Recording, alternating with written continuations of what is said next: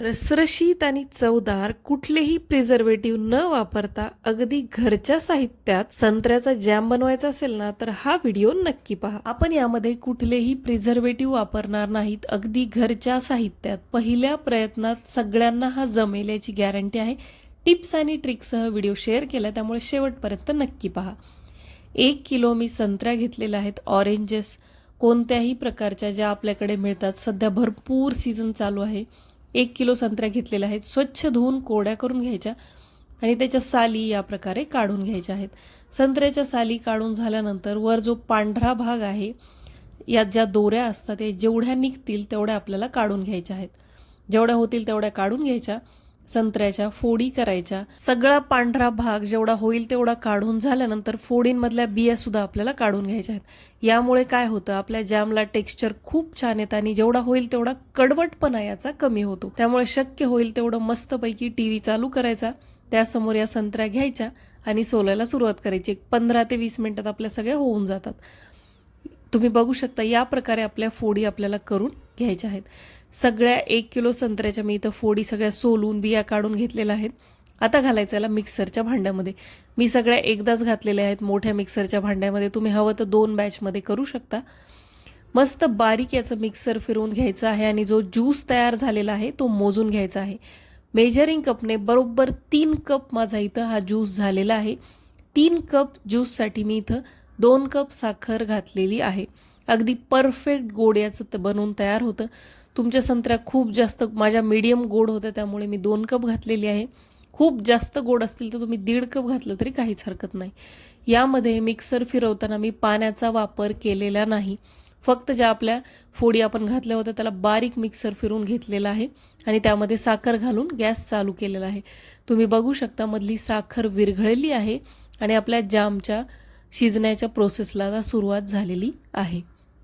10 ते 12 मिनटं झाल्यानंतर या प्रकारे उकळी यायला चालू होईल आणि आपला जॅम शिजायला चालू होईल. तुम्ही बघू शकता हा जो वर आलेला पांढरा फेस आहे हा साखरेचा, हा तुम्हाला पाहिजे नसेल तर चमच्याच्या साहाय्याने आपण काढूनही घेऊ शकतो, काहीच हरकत नाही.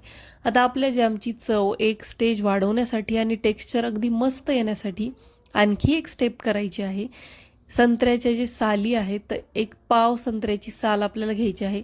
त्याचा मधला पांढरा भाग चाकूच्या साहाय्यानं काढून घ्यायचा आणि त्याच्या जेवढ्या होतील तेवढ्या पातळ आणि बारीक फोडी करून घ्यायच्या.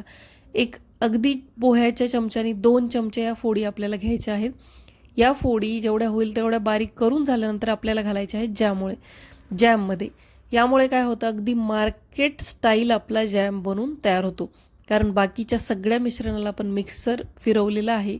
जॅममध्ये असं छान टेक्स्चर आणायचं असेल ना तर या फोडी किंवा संत्र्याच्या साली खूप काम करतात. तुम्ही बघू शकता अगदी 1 ते 1.5 चमचा मी या सालींचे तुकडे करून घेतलेले आहेत. आता हे घालायचे आपल्या जॅममध्ये.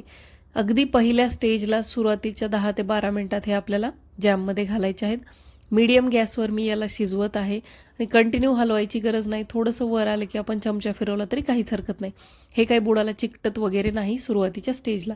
त्यानंतर मी 1 पाव चमचालाही कमी चिमूटभर असा केशरी रंग घातलेला आहे खाण्याचा. हा टोटली ऑप्शनल आहे. छान दिसण्यासाठी, सुरेख रंग येण्यासाठी मी घातलेला आहे. तुम्हाला जर आवडत नसेल, तुम्ही खात नसताल किंवा मुलांसाठी बनवत असाल तर कलर घालायची काहीही गरज नाही. ओरिजिनल याचा कलरसुद्धा खूप छान येतो. हळूहळू तसंच कमी गॅसवर आपल्याला शिजवायचं आहे. 30 ते 35 मिनटं तुमच्या या जॅम शिजायला लागतात मीडियम टेक्स्चर येण्यासाठी आणि पूर्ण प्रोसेस कंप्लीट होण्यासाठी पाऊण तास ते 1 तास तुम्हाला लागू शकतो. तुमच्या संत्र्यांमध्ये ज्यूस किती निघला आहे, तुमच्या गॅसची स्पीड कशी आहे यावर सुद्धा ते डिपेंड आहे. तुम्ही बघू शकता हळूहळू आपला जॅम घट्ट व्हायला सुरुवात झालेली आहे. घट्ट व्हायला सुरुवात झाली की गॅसची फ्लेम कमी करायची. संत्र्यामध्ये ऑलरेडी व्हिटॅमिन सी किंवा आंबटपणा असतो त्यामुळे बाहेरून कुठल्याही प्रकारचे प्रिझर्वेटिव्ह यामध्ये आपल्याला घालायची गरज नाही. तुम्हाला हवे असेल तर 1 ते 2 चमचा तुम्ही व्हिनेगर यामध्ये घालू शकता. तेही आपण शिजायला ठेवल्यानंतर 30 ते 35 मिनटं झाल्यानंतर घट्ट व्हायच्या स्टेजला घालायचं आणि मिक्स करायचं. बाकी कुठल्याही प्रकारचं कॉर्नफ्लॉवर किंवा थिकनिंग एजंट आपण इथं वापरलेलं नाही. अगदी नॅचरल पद्धतीनं गॅसवर या संत्र्याच्या ज्यूसला आपण घट्ट करत आहोत आणि त्याचा जॅम बनवत आहोत.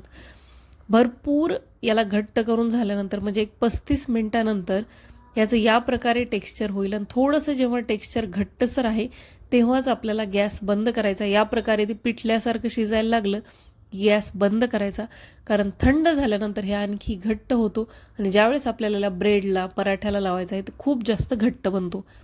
छान परफेक्ट टेक्स्चर हवं असेल ना तर या प्रकारे या स्टेजला आलं की गॅस बंद करायचा आहे. एवढं हे जे व्हिडिओमध्ये दिसत आहे हे टेक्स्चर झालं की गॅस बंद करायचा. थंड झाल्यावर तुम्ही बघू शकता पूर्णपणे हा घट्ट बनून तयार होतो.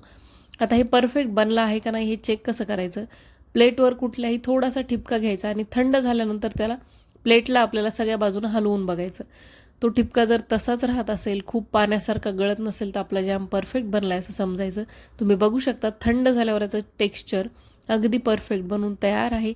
हवाबंद बरणीमध्ये, कोरड्या स्वच्छ काचेच्या बरणीमध्ये भरून ठेवायचा.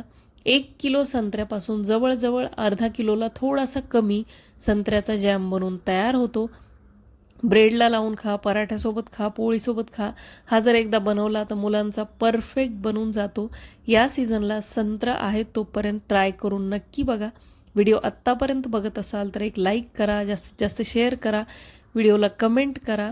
तुम्ही बघू शकता मी इथं मस्त ब्रेडला लावून खाल्ला आहे आणि इतकं छान याचं टेक्स्चर आणि चव लागते ना आंबूस. मला तर हा खूप आवडतो. चला भेटते अशाच एका मस्त रेसिपीसोबत पुढच्या व्हिडिओमध्ये.